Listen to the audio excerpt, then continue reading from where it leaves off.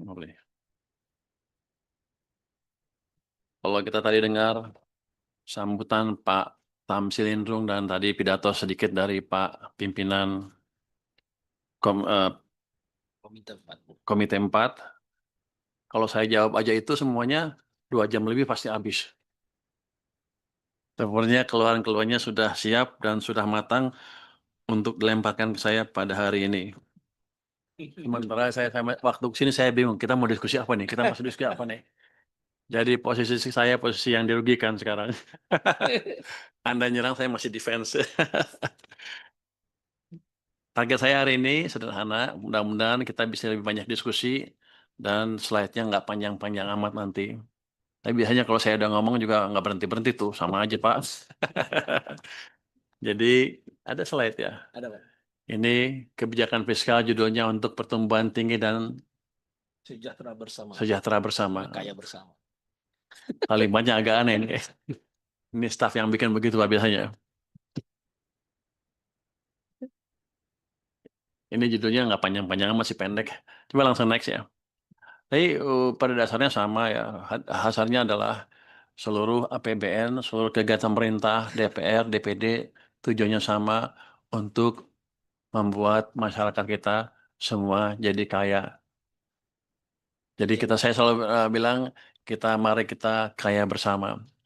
Itu tujuan kita. Kalau kaya sendiri dia udah kaya, dia udah kaya. Tapi kan sebagian besar masyarakat kita nggak begitu. Itu bukan keberhasilan kita kalau kita cuma bikin kaya sebagian orang. Jadi tujuan kita adalah memaksimalkan uang yang kita ada, polisi yang kita ada, kekuatan ekonomi dan politik yang ada untuk memakmurkan masyarakat kita. Mungkin dari sejak kemerdekaan juga kita semua tujuannya itu, tapi jalannya pada lupa. Kadang-kadang jalannya nggak optimal. Jadi saya ditugaskan nggak ya? Ngaku-ngaku aja kali ya. Sama, sama Presiden untuk membawa ekonomi kita ke arah yang lebih baik lagi. Karena sebelumnya tanpa disadari kita sempat mengalami keadaan yang amat membahayakan negara kita ya. Oke, next mungkin. Oh, ini slide berapa nih? Slide 3 lanjut. Oh, ini global ya. Ini Pak, kalau bahannya mereka yang siapin. Saya lihat ini aja deh. Iya, bahan Bapak aja. Ini Pak, paparan. Ini paparan aja. Jadi kalau kita lihat global ekonomi ya, ini yang slide ini ya. Kan kita sering dengar global ekonomi hancur dari berapa tahun yang lalu. Kita semua ketakutan dibayang-bayangin akan kehancuran ekonomi global. Saya selalu bilang ketidakpastian global selalu ada. Setiap tahun kita menghadapi ketidakpastian dunia dari sisi manapun. Selama 25 tahun saya jadi ekonom selalu menghadapi hal itu. Akhirnya saya simpulkan bahwa ini selalu terjadi. Jadi yang paling bagus bagi kita adalah menentukan kebijakan dalam negeri yang baik. Sehingga walaupun global gonjang-ganjing, kita nggak peduli. Kekuatan domestic demand kita sekitar 90%, global hanya pengaruhnya sekitar 10%. Kalau ekspor mungkin 20% lah. Let's say 20%. Kita masih 80% menguasai arah ekonomi kita. Jadi saya selalu bilang, nasib kita di tangan kita sendiri. Kalau kita susah, salah kita sendiri. Karena 80% di tangan kita. Ini global ternyata nggak sejelek yang diperkirakan banyak orang. Ini World Bank prediksinya 2025 masih tumbuh 2,3%, 20 tahun depan akan lebih baik ke 2,4%.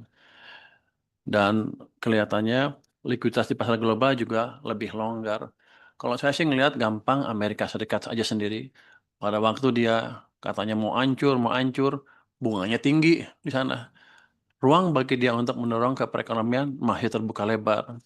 Tinggal dia turunkan bunga, ekonominya pasti rebound. Tinggal kapan dia mau dorong. Dan lalu pertumbuhan ekonominya juga di sekitar potensinya 2-3%. Jadi kalau mereka bukan 6 tapi 2-3% itu udah di atas itu pasti ekonominya kepanasan. Jadi ketika mereka bilang global ekonomi menjadi ancaman, saya agak bingung sebetulnya.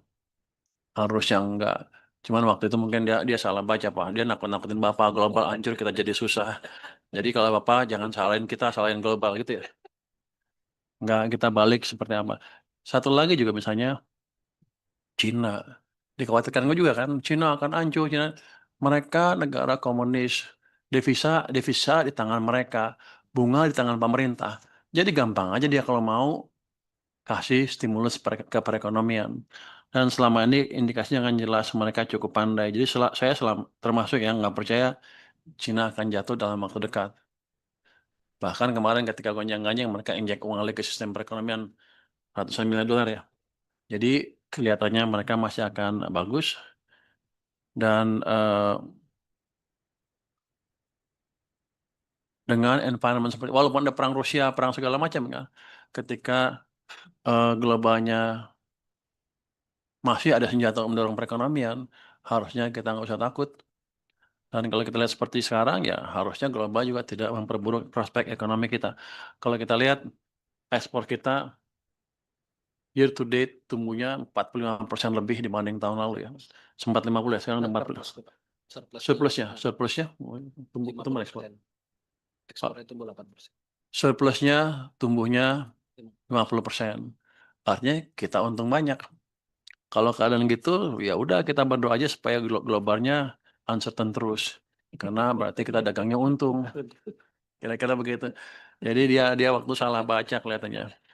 Tapi yang jelas gitu. Jadi globalnya nggak jelek-jelek amat. Seandainya ada uncertainty pun, kita harus eh, jalankan kebijakan yang mendrive pertumbuhan ekonomi dalam negeri.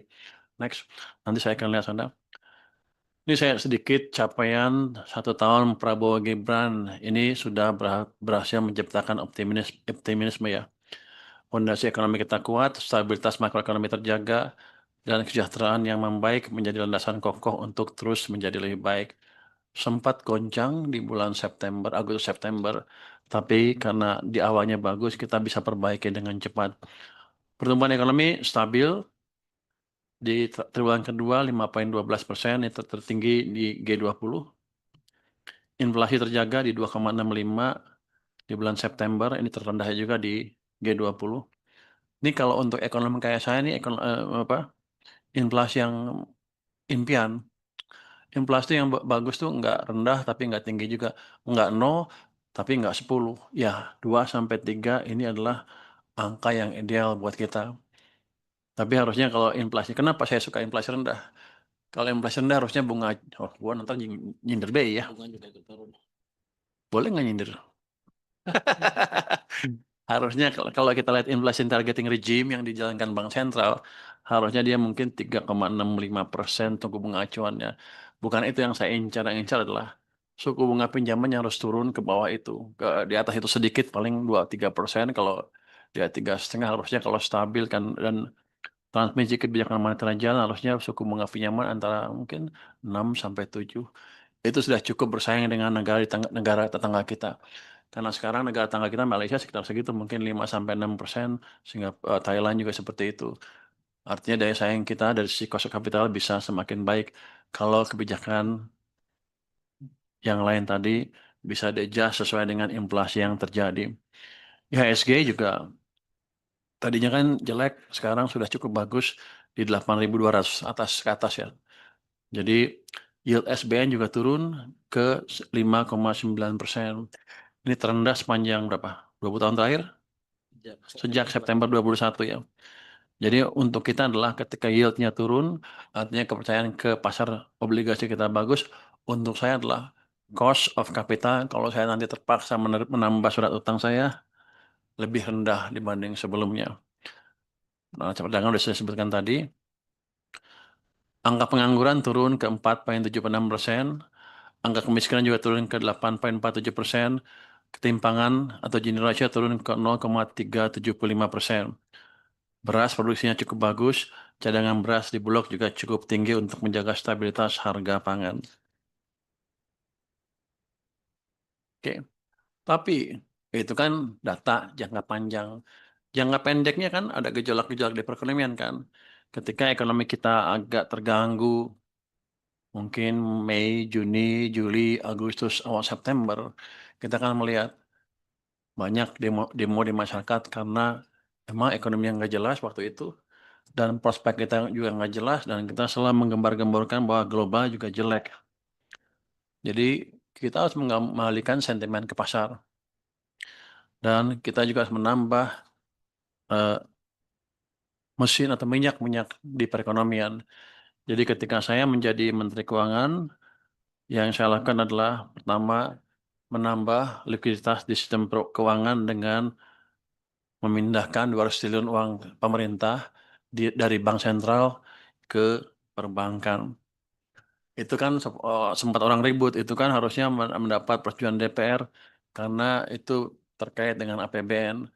Tapi yang saya lakukan tidak merubah APBN, saya hanya memindahkan uang aja, itu hanya cash management. Karena ketika cash kebanyakan di bank sentral, 425 lebih, itu mencekik sistem keuangan kita. Makanya kita nggak bisa tumbuh di Mei, Juni, Juli, dan tahun lalu juga sepanjang tahun seperti itu keadaannya. Jadi itu langkah yang pertama yang saya kerjakan. Ada juga kita juga akan deregulasi dan debottlenecking untuk iklim investasi supaya semakin bagus. Ini kan cuma satu aja, moneter, fiskal. Tapi di real sector kan masih ada hambatan-hambatan di mana-mana. Kita akan lakukan deregulasi dan debottlenecking. Terus ini kita mengharapkan ekonomi bisa tumbuh lebih tinggi, investasi meningkat dan lain-lain di sini. Sisi demand kita akan melakukan reaksi efisiensi, blokir 168T dan kita berikan ABT sebesar 157T. Kita juga memberikan dorongan efektivitas program prioritas untuk MBG. Terus sekolah rakyat, koperasi desa merah putih dan FLPP kita dorong supaya diserap lebih cepat. Terus kami juga memberikan stimulus ekonomi supaya ekonominya lebih cepat tumbuhnya. Orang bertanya, 200 triliun itu apa dampaknya? Coba kita lihat sebelum. Next. Ini gambar yang menarik sebetulnya. Yang selalu saya lihat adalah yang merah tebal itu pertumbuhan uang. Itu sebetulnya base money katanya kalau di ilmu ekonomi ya. Itu sebetulnya minyak utama yang menentukan ekonominya dikasih kebijakan longgar atau ketat. Harusnya ini bank sentral, saya izin bank sentral yang ngomongin sedikit ya, boleh kan ya? Karena saya juga ekonom tahu sedikit lah ini. Jadi pada waktu Anda lihat tuh, 2005 sampai 2014 yang merah itu tumbuhnya di atas 17%. Akibatnya yang biru kredit tumbuhnya 22% rata-rata. Jadi pada waktu real sektornya tumbuh waktu zamannya Pak SBY. Tapi 2015 ke sini sampai 2021 aja tumbuhnya tiba-tiba yang merah itu rendah sekali di bawah 10% dan pada titik-titik tertentu di bawah nol rata-ratanya. Itu sebelum kita COVID. Jadi sudah direm ekonomi sebelum COVID. Setelah COVID naik karena kita perbaikin. Tapi 2023 Anda lihat itu turun lagi ke bawah. Sepanjang 2023 hampir nol pertumbuhannya. 2004 juga hanya hampir nol di bawah rata-ratanya. Itu artinya ekonomi sedang direm. Kenapa saya tahu? Saya di luar ekonom ngamatin ini terus. Saya waktu di LPS. Kalau di LPS, kalau ekonomi melambat, artinya apa?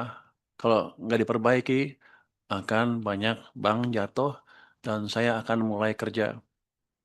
Kalau di EPS, kalau ekonominya bagus, saya santai. Tapi kalau akan jatuh seperti ini, saya deg-degan. Jadi setiap minggu kita monitor, setiap hari kadang-kadang kita monitor untuk melihat keadaan. 2025 juga sama itu. Setelah naik bulan April, Mei jatuh, Juni, Juli, Agustus, September jatuh. Jadi ekonomi Anda dicekik pada waktu itu. Yang 200 triliun saya injek ke sistem, menaikkan merahnya ke atas jadi tumbuhnya 13,2%. Jadi yang merah itu udah mulai naik ke atas di September ya. Itu yang memberikan minyak di perekonomian dan ekonominya bisa mulai bergerak. Orang bilang, saya sebar di 5 bank 200 triliun itu di Mandiri, BRI, BNI, BTN, BSI. Rata-rata penyerapannya udah lumayan deh, kecuali BTN baru 19%. Uangnya akan saya pindah ke tempat lain nanti. Tapi bukan itu.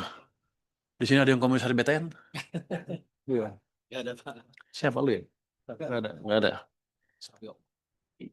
Tapi katanya dia pertamanya bilang kami akan serap, malah kurang. Ternyata baru segini dia serap. Yang melakukan ini saya adalah ini menggambarkan demand di sektor perumahan lemah sebetulnya. Jadi saya pikir, waduh, gawat kita nih. Mungkin itu kan perlu ekonomi jalan dulu, baru pelan-pelan dia tumbuh. Jadi kita nggak bisa paksa orang beli ya, pinjam rumah atau beli rumah ketika income-nya nggak jelas. Tapi dengan gerakannya seperti ini, harusnya income akan balik dengan secara bertahap. 2026 saya pikir income dari sektor perumahan akan kembali sehat lagi. Oke, next. Kalau kita lihat dampaknya apa sih? Ada nggak dampaknya terus turun? Pertama, ke suku bunga deposito itu turun cukup dalam.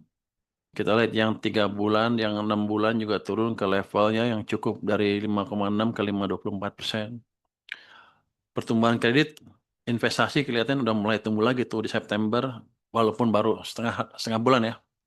Karena kita masukin di tanggal 12.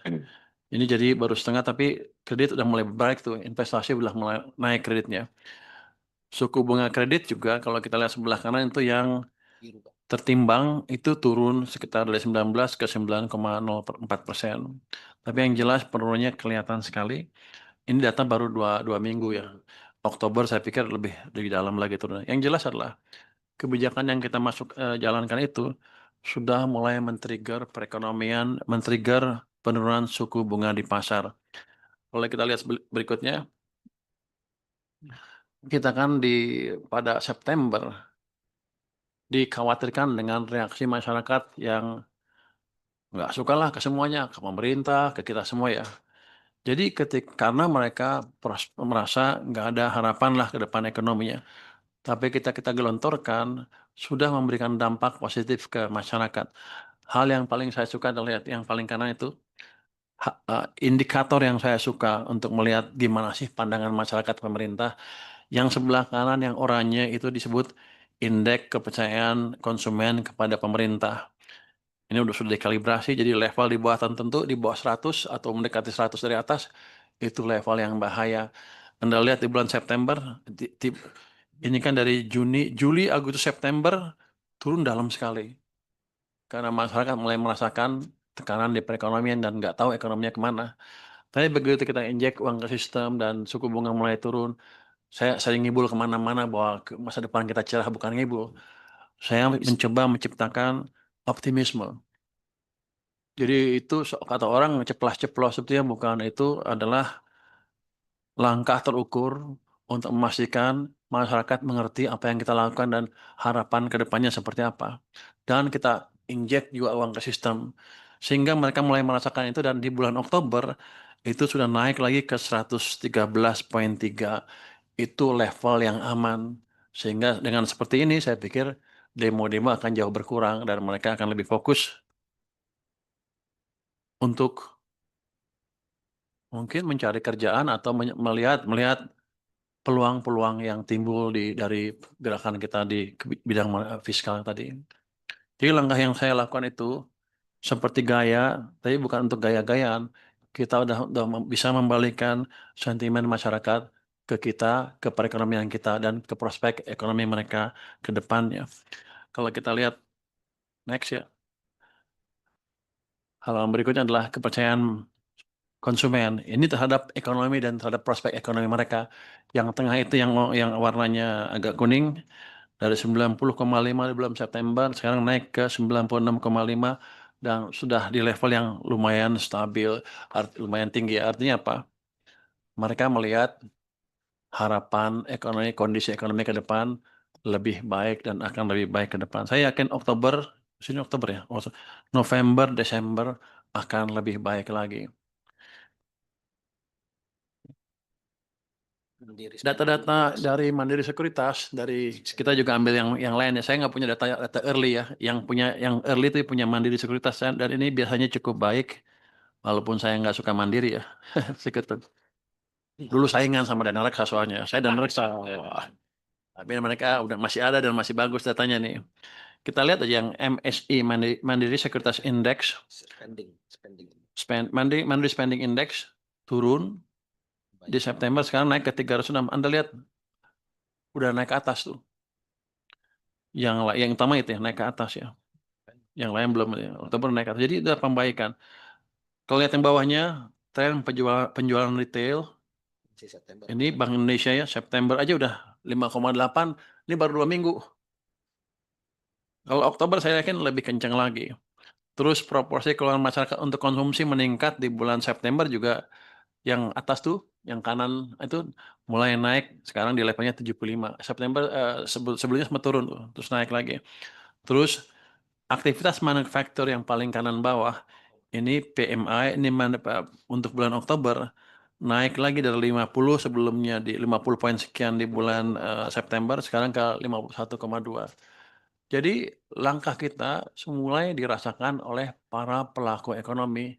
Jadi saya sudah berhasil lah sedikit, bukan kita semua sudah berhasil. Nggak boleh ngaku-ngaku katanya. Kita bertiga nih sih. Dengan kerja keras sudah berhasil mengembalikan sedikit sentimen ke positif ke perekonomian. Dan bukan sentimennya aja, di dunia realnya juga sudah mulai membaik kalau kita dari indikator-indikator ini ya. Tahun keempat. Oke, next. Jadi kita akan lanjutkan langkah itu. Saya akan monitor terus uang di sistem seperti apa. Kalau kurang lagi, saya akan taruh lagi, ditambah di perekonomian kita. Kalau kurang, kita tambah lagi sampai tumbuhnya cukup baik. Target kita adalah triwulan keempat ini ekonomi bisa tumbuh, tumbuh berapa? Di atas 5,5%. Kata Pak Presiden, kalau di atas 5,5% saya dikasih hadiah. Saya nggak tahu hadiahnya apa. Hah? Ikut tak? Katanya, kalau dikasih jalan-jalan, kita jalan-jalan, Pak. Jadi kalian dikasih hadiah. Tapi itu yang penting gini, kita mesti jaga stabilitas ekonomi dan kita mesti memastikan ekonomi tumbuh makin cepat, makin cepat. Kan kalau target Pak Presiden kan 8% secara bertahap ya. Sekarang kalau kita bisa tekan ke atas 5,5% atau lebih kayaknya dia malu-malu. Lebih tahun depan kita coba dorong ke arah 6% dengan memaksimalkan semua instrumen yang ada. Terus tahun depannya lagi kita dorong lebih cepat lagi dan memastikan real sector memberi kontribusi lebih signifikan ke perekonomian. Kenapa kemarin saya ribut-ribut dengan daerah kayak ribut ya? Woi daerah belanjain uangnya. Tapi sebelum ke daerah kan saya di pemerintah pusat dulu. Ini banyak uang nganggur, belanjakan semuanya. Saya safari ke satu kementerian lain yang disebut sama orang lain akhirnya intervensi kebijakan kementerian lain. Saya nggak intervensi kebijakan. Saya hanya datang ke mereka, program Anda apa? Habisin uangnya. Apa yang saya bisa bantu? Kenapa? Kalau nggak kan uangnya nganggur, satu, saya bayar bunga untuk yang nggak dipakai. Yang kedua, ekonomi lagi susah nggak kedorong. Habis itu udah mulai menyebar di kementerian, kayaknya udah pada sebelah sama saya tuh. Biar aja. Terus, ya tugas saya cuma itu kan. Kalau nggak kita susah juga. Kalau nggak itu nggak balik tuh tadi. Terus habis saya lihat daerah juga sepertinya ada uang yang bisa dimanfaatkan di sana. Saya bukannya sentimen sama daerah, saya justru ingin mereka belanjakan lebih cepat supaya ekonominya jalan sinkron dengan kebijakan ekonomi yang dijalankan oleh pemerintah pusat. Jadi kalau ada daerah yang tersinggung, saya mohon maaf. Tapi ya kerja yang bener lah, habisin tuh duit. Kira-kira gitu. Jadi hanya itu yang di kepala kita semua di sini. Kita memanfaatkan, memaksimalkan uang yang ada.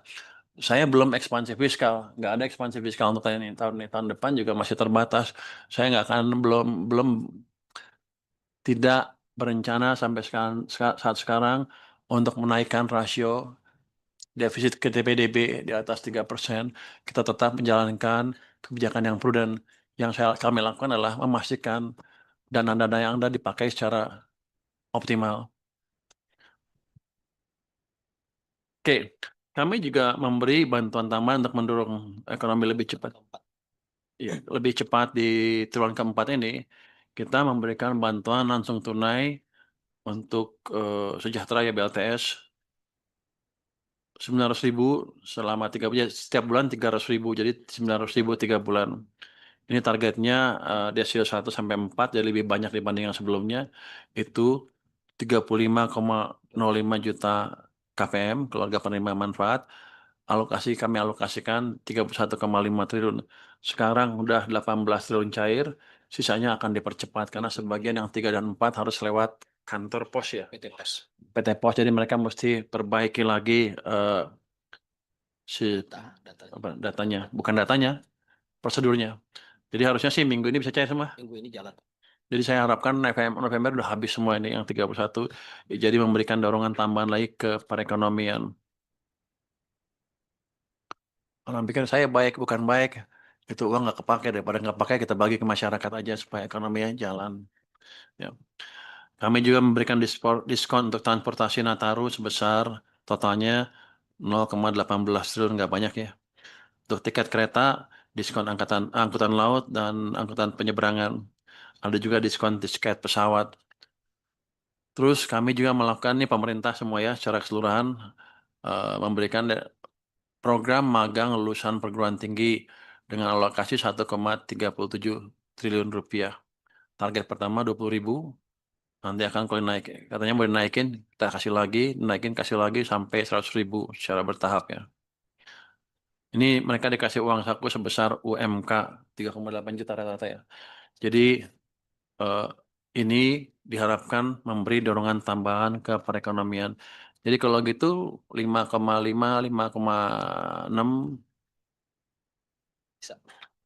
mudah-mudahan bisa kita capai. Yang penting kita membalik momentum perekonomian.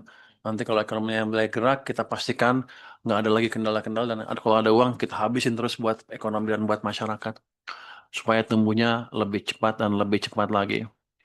Nah, ada juga kita lakukan next.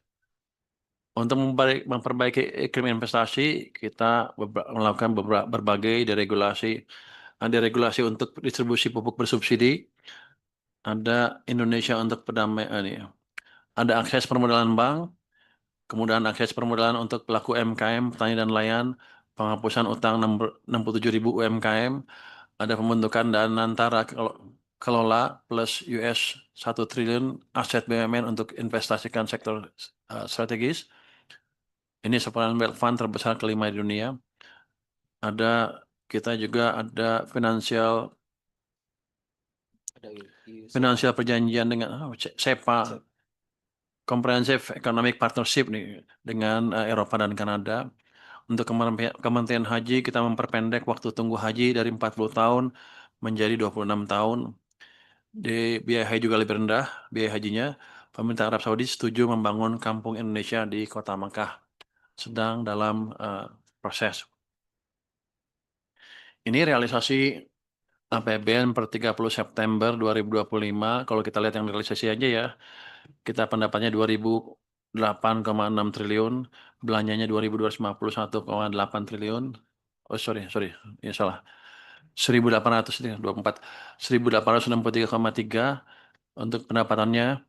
Belanjanya sudah 2.234,8 dengan defisit sebesar 371,5 triliun rupiah atau kalau dibanding terhadap PDB sekitar 1,56% dari PDB. Oke. Untuk strategi pembangunan ke depan, ini kita bilang, ini saya yang bilang ya, strateginya adalah Sumitonomics. Boleh nggak ngomong gitu ya? Kira-kira begitu. Karena sebagian orang yang ngerti kenapa ada BG apa MBG, kenapa ada sekolah, kenapa ada itu sekolah gratis. Jadi 3 pilar pembangunan Sumitonomics adalah pertumbuhan ekonomi yang tinggi, pemerataan manfaat pembangunan, stabilitas nasional yang dinamis. Yang tadi itu adalah 2 dan 3, pemerataan manfaat pembangunan dan stabilitas nasional yang dinamis. Karena kalau pembangunan yang merata biasanya ekonomi cenderung stabil. Yang kurang kemarin adalah pertumbuhan ekonomi yang tinggi, masih cenderung melambat. Jadi salah satu dari 3 ini hilang, ekonomi kita akan nggak stabil. Jadi kita coba ciptakan tadi yang agak tertinggal tadi dengan menggalakkan 3 mesin pertumbuhan, yaitu fiskal, keuangan, dan memperbaiki iklim investasi, artinya swasta juga jalan. Jadi kalau saya sering cerita tuh, zamannya Pak Jokowi bangun infrastruktur di mana-mana, pertumbuhannya 5. Zamannya Pak SBY, pembangunan infrastrukturnya nggak terlalu banyak, tapi swastanya yang gerak karena bunganya kreditnya lebih cepat tumbuhnya, dia bisa tumbuh 6. Kalau saya aktifkan dua-duanya gimana sekarang? Fondasinya 6, tambah pemerintah yang 5 tadi mesti ada. 5, 6, 6,5 itu nggak terlalu sulit untuk dicapai dengan kondisi yang sekarang. Sitaris Paribu saatnya saya belum perbaiki iklim investasi dan lain-lain. Kalau kita perbaiki yang lain-lain itu, harusnya pertumbuhan ekonomi kita bisa lebih cepat lagi. Tapi itu nggak akan gampang.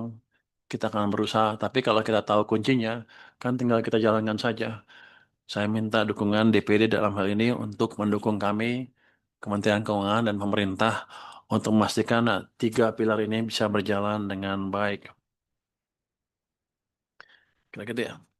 Jadi kita mau semua mesin jalan, pemerintah jalan, swasta jalan.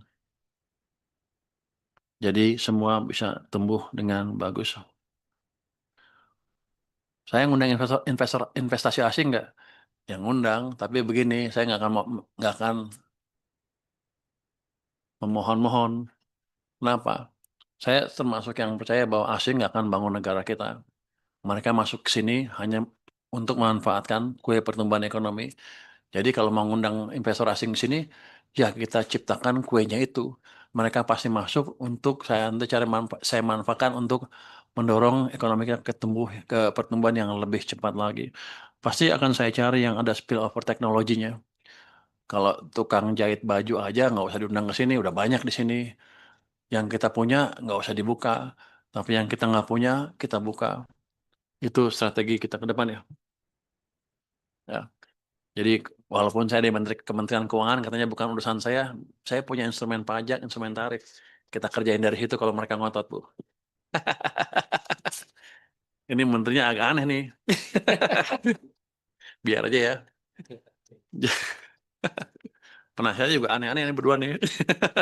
Aneh-aneh. Ya, kalau punya instrumen kita pakai untuk kebaikan. Tapi kalau salah, tolong dikoreksi. Kita perbaiki bersama.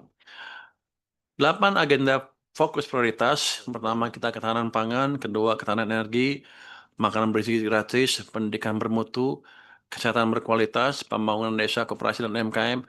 Pertahanan semesta. Akselerasi investasi dan perdagangan. Yang swastanya mana? Di nomor 8 tuh, Pak. Nanti di 8, yang walaupun ini 1 titik, tapi ini akan besar sekali. Kenapa saya menghidupkan itu? 10% ekonomi kita dikontribusikan oleh pemerintah. 90% swasta. Jadi saya berusaha mati-matian pun, kalau swastanya mati, cuma 10% yang jalan. Makanya saya yang 10% ini untuk menghidupkan yang 90% dengan menciptakan kondisi berbisnis yang baik, sehingga pemain domestik bagus, pemain nanti asing juga ikut masuk. Seperti misalnya di industri rokok, boleh ya? Rokok katanya nggak apa-apa ya rokok. Itu kan mereka bilang orang Indonesia harus berhenti merokok. Dibuatlah kebijakan menaikkan tarif ke level yang tinggi sekali. Jadi pada kenyataannya ya pada ngerokok aja yang terjadi adalah barang-barang gelap yang masuk. Jadi saya bilang dari Cina, dari Vietnam, loh kalau gitu kebijakannya ngapain? Bukan mematikan, kita mematikan industri, tapi menghidupkan yang di luar. Oh kalau gitu saya rugi lah, saya nggak mau rugi. Ya udah kita rapikan pasarnya, kita tutup barang-barang kita dari pasar kita dari barang-barang ilegal. Untuk yang produsen dalam negeri yang ilegal, kita ajak masuk ke sistem yang lebih legal, ke kawasan industri apa KIHP, hasil tembakau KIHT, dengan tarif yang tertentu ya Pak. Sedang kita buat dan kita galakkan. Mungkin kapan jadinya? Desember jalan? Harusnya Desember jalan. Udah mulai. Nanti kalau sudah itu jalan, pemain-pemain yang saya nggak akan lihat ke belakang, lihat ke depan. Pemain-pemain yang tadinya gelap, kalau masih gelap, kita sikat. Nggak ada kompromi di situ. Tapi mereka dikasih kesempatan masuk menjadi pemain yang legal di situ. Sama untuk setelah rokok kan kita apa yang ribut-ribut. pakaian kan. Ya. Oh, pakaian gini gini gini, tapi kita diem aja. Saya pernah cerita tuh ikut mode apa fashion show, datang ke fashion show busana muslim bagus-bagus. Wah, ini bagus-bagus. Tapi saya tanya ke di sebelah saya ada yang bisik. Pak, 99% dikuasai Cina. Ah, yang benar. Iya. Lah itu ngapain? Kan ya bagus. Ya nggak tahu Pak, pokoknya kita dikuasai. Waktu itu ketua LPS nggak bisa apa-apa. Waduh, gue bilang coba gitu. Jadi ikut acara itu pulang-pulang sedih. Bukannya bangga jadi sedih. Padahal kita jago. Jadi sekarang rupanya banyak barang-barang yang ilegal yang fresh itu semua. Kita akan tutup. Nanti pakaian-pakaian yang itu juga yang ilegal kita tutup semua. Saya minta teman saya, staf saya di Bea Cukai untuk bergerak lebih eh, keras lagi ke depan supaya industri domestik dan tekstil domestik bisa hidup. Ada saya baca tuh, saya juga monitor TikTok Bu untuk ngelihat apa sih respon masyarakat. Rupanya banyak juga pedagang itu yang hidup dari situ ya, pedagang apa, thrifting. Marah-marah sama saya katanya, oh ini salah, harus kasih harga gitu-gitu. Cuman gini, itu mereka mencari keuntungan jangka pendek aja. Dia untung, tapi industri mati. Kalau saya berubah aja jadi barang-barang dalam negeri aja dengan peraturan yang pas ya, dia bisa dagang itu nanti pelan-pelan, industri hidup dan nanti lapangan kerja lebih hidup. Dia juga mungkin bisa usaha yang lain dengan ada yang beli. Karena daya beli masyarakat kita bagus ketika banyak kerjaan di mana-mana. Jadi langkah-langkah kita mungkin nanti jangka pendek, nanti sebentar lagi baja. Kita akan lihat baja. Siapa lagi? Sepatu. Kita akan lihat seperti itu. Yang jelas, kalau barangnya ilegal, kita akan tutup. Orang kan bilang, sepatu kan bisa dipakai bagus, murah lagi buat rakyat. Iya, tapi merusak industri kita secara keseluruhan negara kita kan. Saya bilang tadi, 90% domestic demand.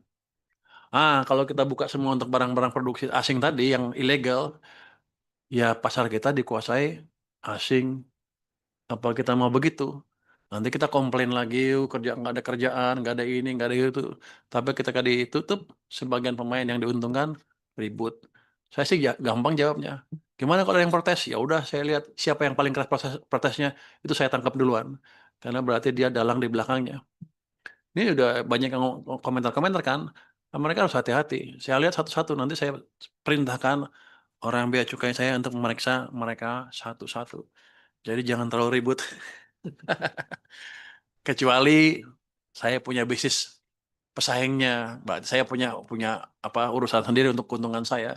Ini kan enggak kebijakannya untuk kebijakan nasional. Kalau tekstil kita mau hidup, kalau industri apa baju apa sih?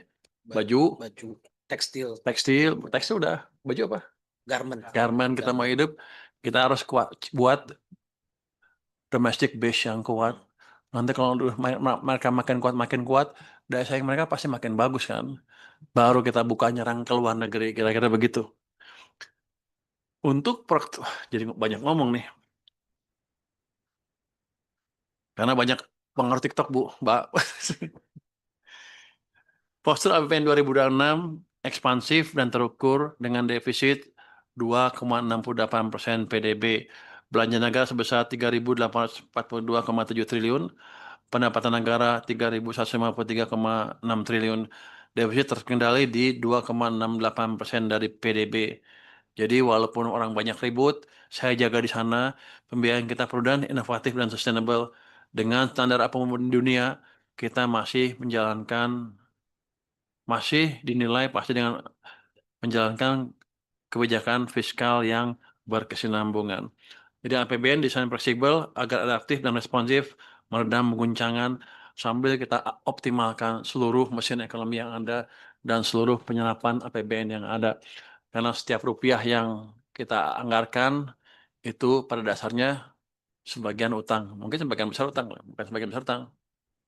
Ada komponen utangnya di situ. Kalau nggak dipakai, maka saya akan membayar bunga utang untuk uang yang nggak dipakai. Jadi desain APBD yang baik, desain APBN yang baik, desain di kementerian juga. Kalau nggak baik, nanti pertengahan tahun depan, saya akan assess. Sekarang kan akhir Oktober. Ini pertengahan tahun depan, kami akan assess, ekstrapolasi sampai akhir tahun, Begitu nggak bisa belanjain di pertengahan tahun sudah kami realokasi untuk program-program yang lebih cepat, lebih siap, dan lebih bermanfaat ke perekonomian kita. Ekonomi makro 2025, 2026 dijaga stabil, pertumbuhan ekonomi 5,4. Ini asumsi APBN ya. Ya, Oh, 5,4 cuma 5,4. supaya bisa lebih tinggi Oh, lagi. supaya lebih tinggi lagi. Dia penakut, Pak. Tapi kita harapkan lebih tinggi dari ini. Inflasi stabil 2,5%, suku bunga ini juga lebih rendah mestinya 6,9%, nilai tukar 16.500. Ini ya, Sepatutnya. kalau ekonomi kita tumbuh dengan bagus, asing pasti masuk ke sini, investasi asing pasti masuk ke sini. Rupiah pasti akan menguat dengan signifikan. Jadi bapak-bapak, ibu-ibu jangan pegang dolar sekarang. Sekarang jual aja. Begitu ekonomi jalan, ini menguat dengan signifikan. Lo jual dolar lo ya, lo jual dolar lo ya. Gak punya lo, bohong lo. Jadi harga minyak kita prediksi 70, lifting minyak di 610, lifting gas di 984. Mungkin itu bagian dari presentasi saya sedikit. Mungkin saya bisa singgung jawab sedikit ya pertanyaan Bapak-bapak Ibu-ibu tadi. Apa punya tadi? P38 gitu Pak, pinjaman daerah tadi. PP 38 pinjaman daerah ini adalah anak dari Undang-Undang Permendaran yang melengkapi PP 1 2024 tentang harmonisasi kebijakan fiskal moneter. Ini diberikan untuk Pemda, BUMN, dan BUMD. Digunakan untuk pembiayaan infrastruktur, pekerjaan umum, pekerjaan ekonomi produktif. Syaratnya masing macam-macam. Tapi di kita umumnya lewat SMI ya. Bisa lewat SME juga. Kalau lewat Anda berapa? Nanti Pak, kita baru diatur Perpres. Jadi Dia mah penakut, dia pelit orangnya. Gini, saya kemarin ke PT SMI, saya tanya, dia bilang banyak yang program-program yang bagus dengan daerah, dengan daerah untuk membangun tuh. Saya tanya ke mereka, berapa sih yang Anda salurkan sekarang? Kalau nggak salah baru 3 triliun ke daerah. Kalau nggak, jadi 3 triliun. Oh, kamu minta bunga berapa? Pak, kalau bisa kasih 0,2% dari instead of 2 ya. Oh, dia udah cengir-cengir tuh. Kalau 0,2, 0,5, 0,2. 0,5. Oh, 0,2, 0,5. Dia udah benar udah marah-marah tuh. Oh, duit gue jangan dipakai. Kan gini, kalau daerah siap dan SME siap, saya akan channelin lebih banyak. Kan nggak hilang banyak kan, cuma ada itu aja kan. Saya bilang, oke, saya kasih 0,5, bisa nggak mau kamu serap 6 triliun dalam waktu dekat? Dia bilang, mungkin 3 bisa untuk triwulan keempat. Jadi saya akan galakan itu yang itu. Jadi pada dasarnya, kalau daerahnya siap, SME kan lebih profesional nilainya dibanding pemerintah kan nggak bisa masuk sana untuk nilai level komersial dari investasinya kan, dari proyeknya. Kalau SME kan lebih terlatih untuk itu. Saya bilang juga daripada kamu banyak nganggur, SME juga kerjanya sedikit rupanya. Udah, saya tambah 3, kalau bisa 3, saya kasih 3, kalau 6, saya kasih 6. Kamu siap-siap aja. Dia punya uang banyak, ratusan triliun yang mungkin nggak kepake. Tapi bukan, posisi kita agak aneh, kita punya uang cash, tapi bukan di APBN, jadi nggak bisa dipakai di APBN. Kalau perusahaan nggak ada bisa windfall profit. Ini nggak bisa, undang-undangnya nggak bisa ya. Saya maunya masukin windfall profit, jadi kita bisa belanjain. Jadi ada uang yang bekasal itu yang nggak di APBN. Tapi kalau seperti itu kan bisa ya disalurkan ke SME bisa kan? Jadi pinjemin aja seperti itu. Jadi untuk daerah nggak usah khawatir kalau proyeknya bagus dan SME menerima, kita akan jalankan dengan bunga yang lebih rendah dari yang sekarang. Dia minta 0,5%, kita kasih 0,5%. Untuk saya, uang pemerintah bukan cari bunga, harusnya memaksimalkan pertumbuhan daerah supaya ekonomi daerah jalan. Kalau ya itu emang begitu, Pak. Jadi nggak masih kurang keras ya? Oh, masih kurang keras ya. Oh, kalau kira-kira gitu Pak. Jadi itu nggak usah khawatir. Eh, oh, Tadi yang nggak ada yang beda. Oh ini nggak ada kan? Ini nggak Itu ada. Pak, slide 21. Slide 21. Ini belum ya? Dan dikit lagi Pak. Coba belum. Hubungan keuangan pemerintah daerah, pusat daerah. Yang tadi kan di ini kan. Oh belum selesai kita. Saya pikir udah selesai. Ini lupa nih. Jadi lebih enak ngomong bebas. Nah, ini banyak kibul-kibul juga sebenarnya nih. Hubungan keuangan pemerintah pusat dan daerah. Ya.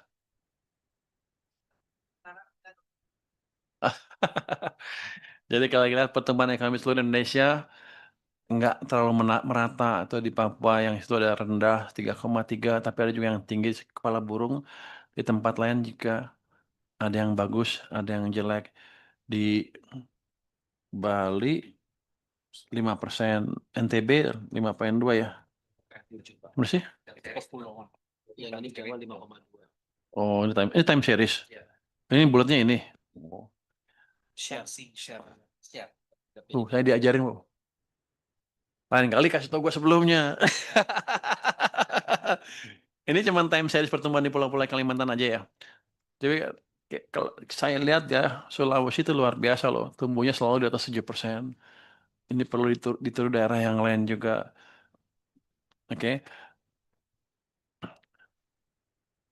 Jadi HKPD untuk penguatan fiskal daerah, ini untuk peningkatan kualitas belanja, serta sinergi pusat dan daerah next ya. Pertama, kita meminimumkan ketimpangan vertikal dan horizontal, terus memperkuat sistem perpajakan daerah, kemudian meningkatkan kualitas belanja daerah. Kita juga akan harmonisasi belanja pusat dan daerah. Next, kalau kita lihat pendapatan dan belanja negara distribusikan secara seimbang untuk pembangunan dan kesejahteraan di daerah.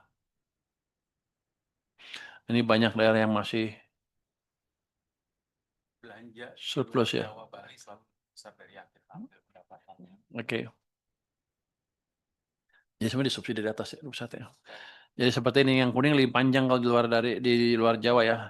Yang kuning lebih panjang daripada yang biru, artinya belanjanya lebih besar dari pendapatannya, artinya dikasih dari pusat sebagian ya, dari Jawa Bali.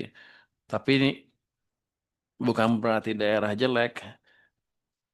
Kalau dibiarin seperti ini ya bukan berarti gini ya.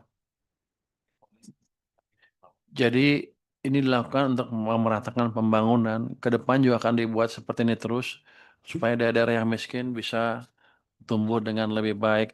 Saya coba melihat apa formulasi DAU-nya, DAK segala macam. Saya minta ada faktor miskin. Indeks kemiskinan ada daerah. Ada indeks kemiskinan daerah.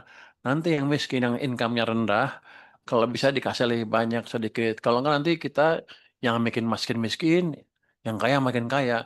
Ini bukan proses pemerataan. Jadi nanti saya akan minta mereka melakukan revisi perhitungan DAU dan DAK-nya.